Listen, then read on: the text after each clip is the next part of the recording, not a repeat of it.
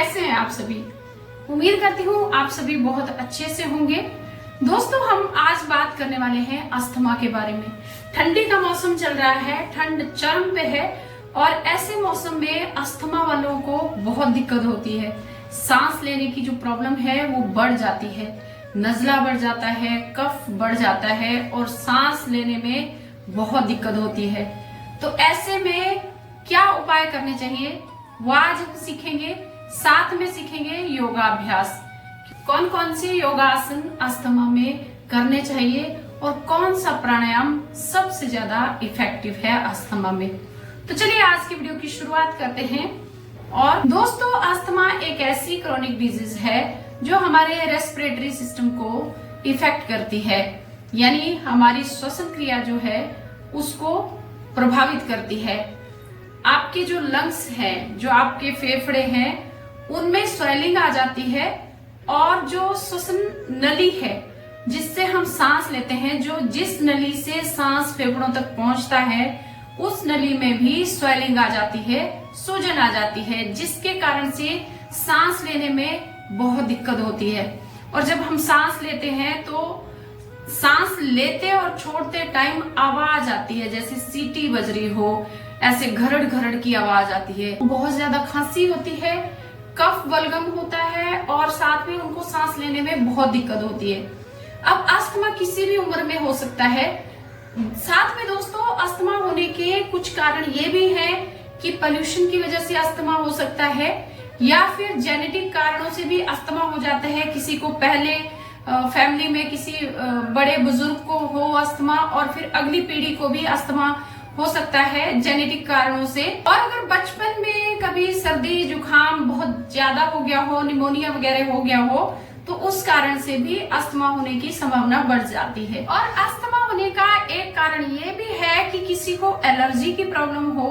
पहले starting stage में allergy होती है, एलर्जी से फिर साइनस होता है और फिर वो अस्थमा का रूप ले लेता है। ज्यादा दिन तक साइनस और एलर्जी रहने के कारण अस्थमा बाद में चल के अस्थमा हो जाता है। अस्थमा ठीक होता है योग करने से, योग प्राणायाम करने से अस्थमा बिल्कुल ठीक होता है। लेकिन अस्थमा के रोगियों को सबसे बड़ी रुकावट ये आती है कि जब वो प्राणायाम करने बैठते हैं तो उनको खांसी बहुत ज्यादा होती है, छाती में उनकी जकड़न होती है, क्योंकि जो सूजन है, स्वेलिंग है, उसके कारण से उनको ज्यादा सांस लेने में, भरने में दिक्कत होती है।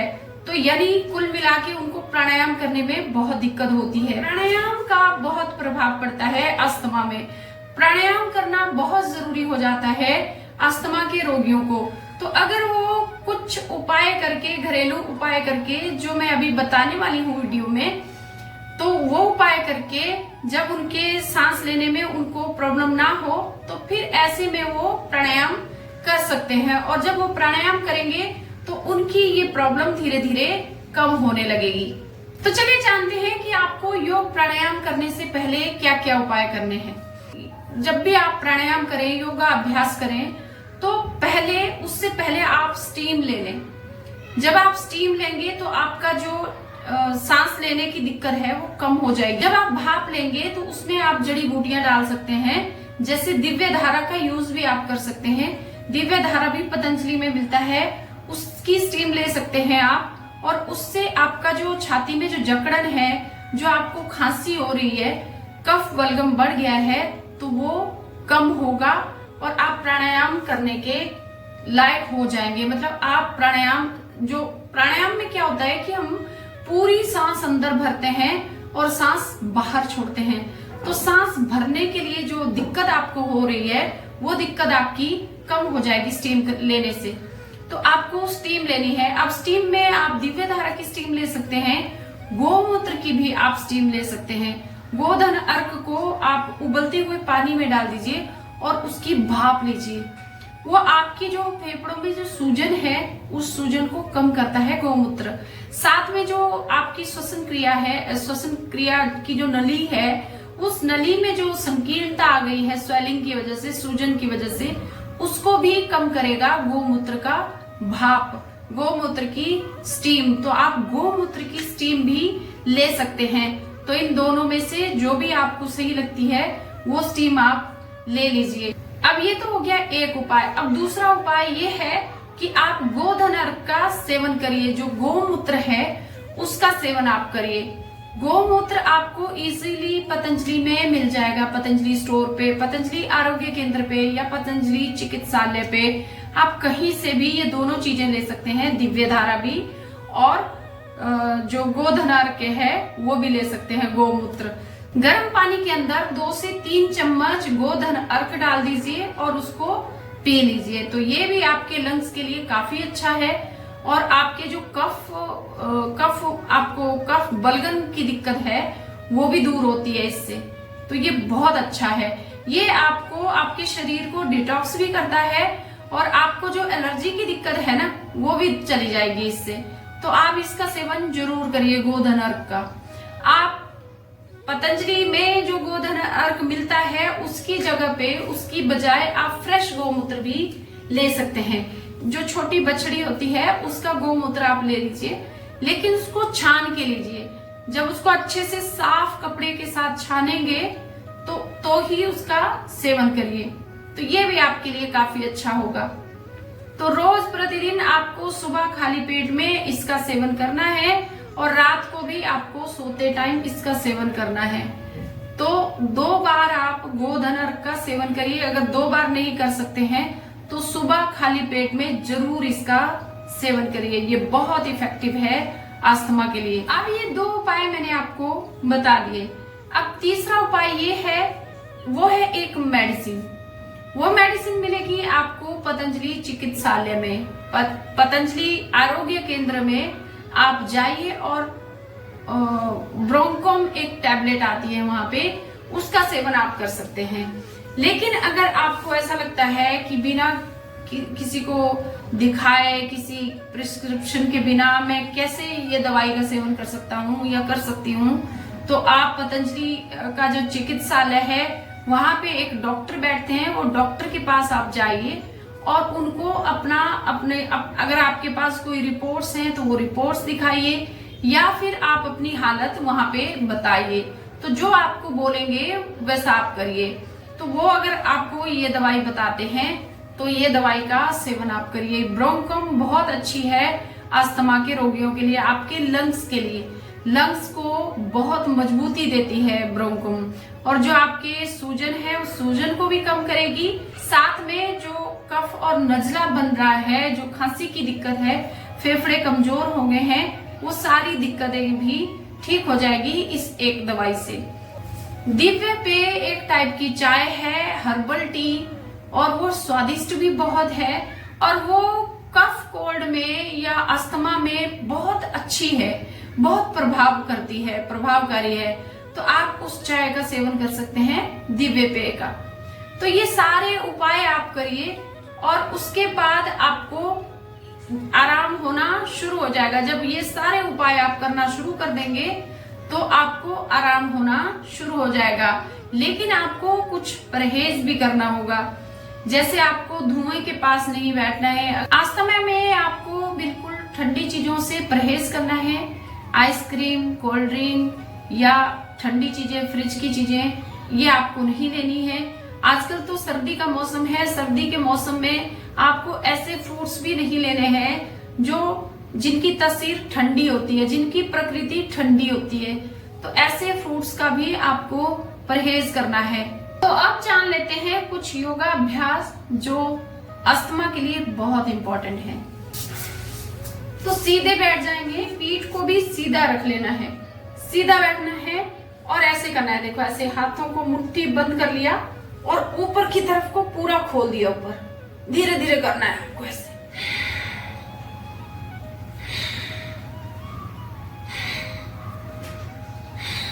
ऐसे सांस भरा और ऊपर जब हाथों को किया तो सांस को बाहर छोड़ दिया।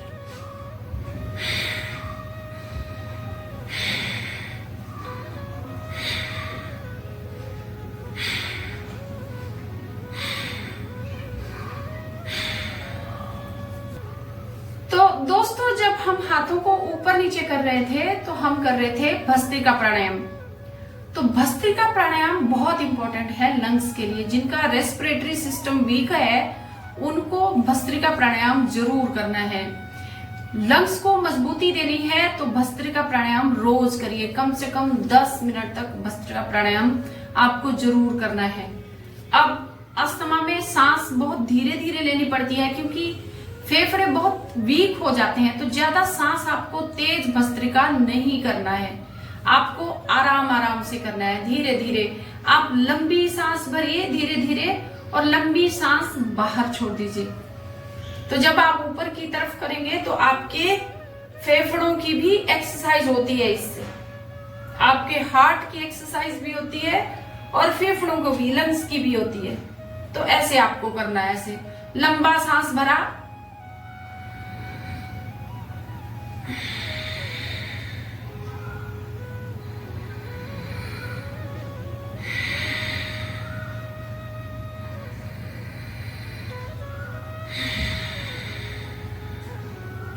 ये उन लोगों के लिए है जिनको जो अस्थमा है वो क्रिटिकल स्टेज में है, जो बहुत ज्यादा बढ़ चुका है, उनको बिल्कुल धीरे धीरे करना है। अगर आपको अस्थमा है लेकिन कम है तो आप थोड़ा सा तेज कर दीजिए, मीडियम करिए कि थोड़ा सा सांस आप भर सकते हैं अच्छे से, लेकिन उतना ही सांस भरना है और छोड़ना है आपको जितना आपको आरामदायक हो आपके लिए, जिसमें आपको भरने में और छोड़ने में कोई दिक्कत ना हो, उतना ही आपको करना है। तो ये प्राणायाम जरूर करिए और हाथों को भी ऊपर नीचे करिए। तो इससे आपके लंग्स की एक्सरसाइज होगी, आपके हार्ट की एक्सरसाइज होगी, आपकी जो छाती है ना ऊपर की तरफ, देखिए ऊपर की तरफ पूरा स्ट्रेच आ रहा है ना, तो ये बहुत जरूरी है आपके लिए। तो ऐसे आपको करना है लंबे श्वासों के साथ में। अब दूसरा अभ्यास में आपको बता दूं, दूसरा अभ्यास में आपको करना है गोमुखासन। एक पैर को ऐसे मोड़ लिया, दूसरे पैर को उसके ऊपर रख दिया, ऐसे रख दिया, और जो घुटना ऊपर है उस हाथ को ऊपर से ले जाना है पीठ की तरफ और दूसरे हाथ को नीचे से ले जाना है और ऐसे पीछे पकड़ लेना है। मैं आपको पीछे से दिखा देती हूं।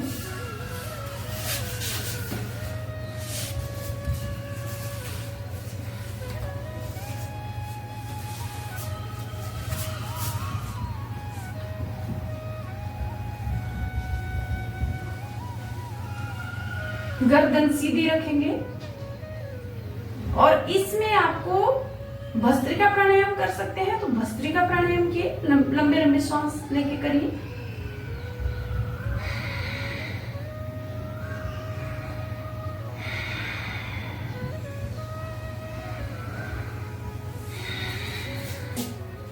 या तो आप भस्त्रिका प्राणायाम करिए लंबे लंबे सांस भर के, या फिर आप कपालभाति प्राणायाम करिए। देखिए ऐसे आप बैठ जाएंगे, ऐसे ऐसे, और कपालभाति प्राणायाम करिए।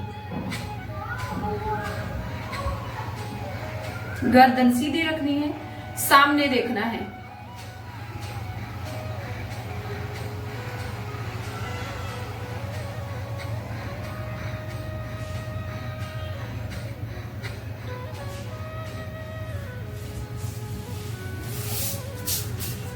तो ये हो गए दो आसन। दूसरी तरफ से भी आपको करना है ऐसे करके, और जो घुटना ऊपर है उस हाथ को ऊपर से ले जाते हुए दूसरे को नीचे से और पीछे पकड़ लेना है। गर्दन सीधी, और फिर भस्त्रिका प्राणायाम करिए, लंबे सांस लीजिए या फिर कपालभाति प्राणायाम करिए।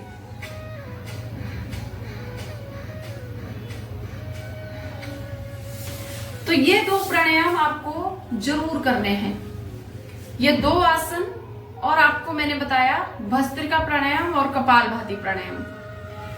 अब जो भस्त्रिका प्राणायाम है वो आपके रेस्पिरेटरी सिस्टम से संबंधित है, मतलब रेस्पिरेटरी सिस्टम पे ज्यादा प्रभाव डालता है वो।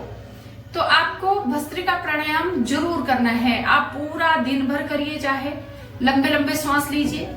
जब भी आपको समय मिलता है, आजकल जैसे धूप सेकने का टाइम भी है, तो आप बाहर धूप सेकिए और उस टाइम आप लंबे लंबे सांस लीजिए।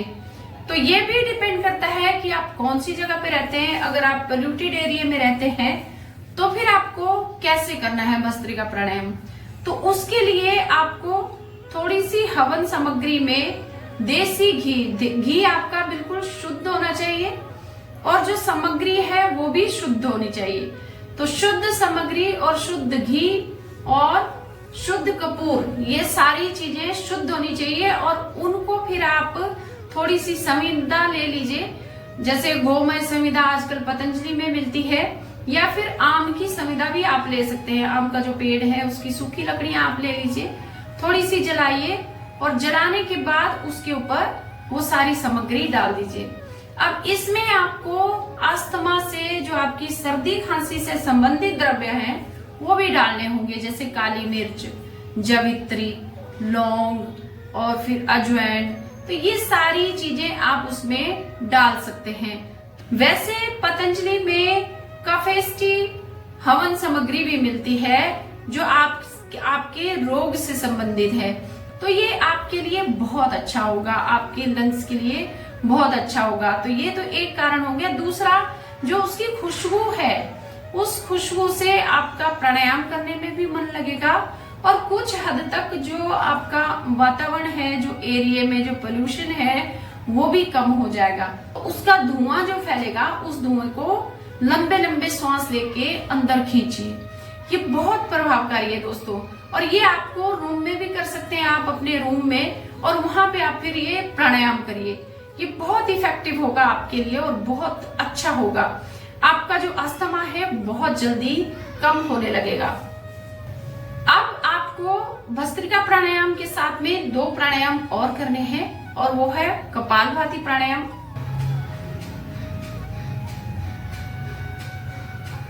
नाक से सांस को बाहर छोड़ना है, बाहर फेंकना है झटके के साथ में, तो कपालभाति करना है। और आपको करना है अनुलोम विलोम प्राणायाम।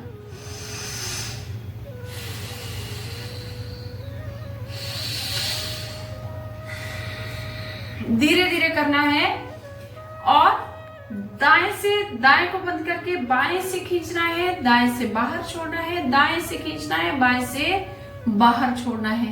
तो सांस को अंदर भरना है और सांस को बाहर छोड़ देना है। तो ये भी आपको करना पड़ेगा अनुलोम विलोम प्राणायाम। तो ये 3 प्राणायाम आपको जरूर करने हैं। भस्त्रिका पहले करना है आपको, भस्त्रिका प्राणायाम, उसके बाद करना है आपको कपालभाति प्राणायाम, और उसके बाद करना है आपको अनुलोम विलोम प्राणायाम। तो ये 3 प्राणायाम जरूर करें आप अस्थमा में। दोस्तों, प्राणायाम बहुत अच्छा प्रभाव डालता है आपके जो रेस्पिरेटरी सिस्टम है, या पूरी बॉडी पे, होल बॉडी पे असर डालता है प्राणायाम। तो प्राणायाम आपको जरूर करना है। आप जान लेते हैं कि अस्थमा के रोगियों को क्या क्या जरूरी चीजें खानी चाहिए सर्दियों के मौसम में। तो सर्दियों के मौसम में आपको च्यवनप्राश का सेवन जरूर करना है। च्यवनप्राश बहुत अच्छा होता है जिनको अस्थमा है, कफ कोल्ड की दिक्कत रहती है, जिनका रेस्पिरेटरी सिस्टम कमजोर है, उनको च्यवनप्राश का सेवन जरूर करना है। दूसरा है शिलाजीत। तो शिलाजीत कई तरह की आती है पतंजलि में, आप लिक्विड शिलाजीत का सेवन भी कर सकते हैं, और स्वर्ण शिलाजीत भी आती है, वो भी आप ले सकते हैं। शिलाजीत अश्वशिला भी आती है, वो भी आप ले सकते हैं। तो आप किसी भी तरह की शिलाजीत का प्रयोग करिए। दोस्तों, हल्दी भी आपके लिए काफी अच्छी है खाने के लिए, तो हल्दी का सेवन आप कर सकते हैं। आजकल फ्रेश हल्दी भी मिल जाती है दुकानों में। हल्दी की सब्जी आप ले सकते हैं, हल्दी को दूध में उबाल के आप ले सकते हैं। हल्दी और शिलाजीत एक साथ ले सकते हैं। साथ में आप जो पीपल होती है, पीपल का सेवन भी आप कर सकते हैं। हल्दी और पीपल को दूध में उबाल के ले सकते हैं, ये भी आपके लिए काफी अच्छी होगी। और भस्त्रिका प्राणायाम आप खड़े होके भी कर सकते हैं, खाना खाने के बाद भी कर सकते हैं। भस्त्रिका प्राणायाम आप कभी भी करिए, दिन के वक्त भी, या जब भी आपको समय मिलता है तब करिए। ऐसी कोई लिमिट नहीं है कि आपको इतना ही करना है, जितना आपसे होता है उतना करिए। जितना ज्यादा आप करेंगे ना, उतना आपके लिए बहुत अच्छा होगा। तो लंबे लंबे श्वास आपको भरने हैं।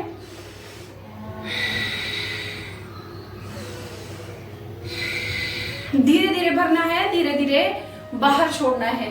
जितने में जितना आप सहजता से कर पाए उतना आपको करना है। और कपालभाति प्राणायाम आपको करना है खाली पेट में। ये प्राणायाम कभी भी जब भी आप करें तब आप खाली पेट करें। अगर आप शाम के टाइम कर रहे हैं तो कम से कम 4 से 5 घंटे का गैप होना चाहिए। मतलब खाना खाने के बाद अगर आप कर रहे हैं तो 4 से 5 घंटे बाद करिए। और अनुलोम विलोम प्राणायाम भी आप खाना खाने के बाद भी कर सकते हैं, कभी भी कर सकते हैं। तो ये 3 प्राणायाम करिए दोस्तों और अपने को हेल्दी रखिए, फिट रखिए। थोड़ा सा खाने पीने पे ध्यान दीजिए, थोड़ा सा परहेज करिए, क्योंकि सेहत आपकी है, आप ही को अपना ख्याल रखना पड़ेगा। तो उम्मीद करती हूँ वीडियो आपको पसंद आया होगा। वीडियो अगर पसंद आया है तो प्लीज वीडियो को लाइक करिए, शेयर करिए अपने दोस्तों के साथ और फेसबुक पे भी मुझे फॉलो करिए अगर इसी तरह के वीडियोस आप देखना चाहते हैं तो लेती हूँ आपसे विदा। मिलती हूँ आपसे एक नए वीडियो में नए टॉपिक के साथ में। तब तक के लिए आप सब खुश रहिए, स्वस्थ रहिए, मस्त रहिए। जय हिंद दोस्तों, नमस्कार।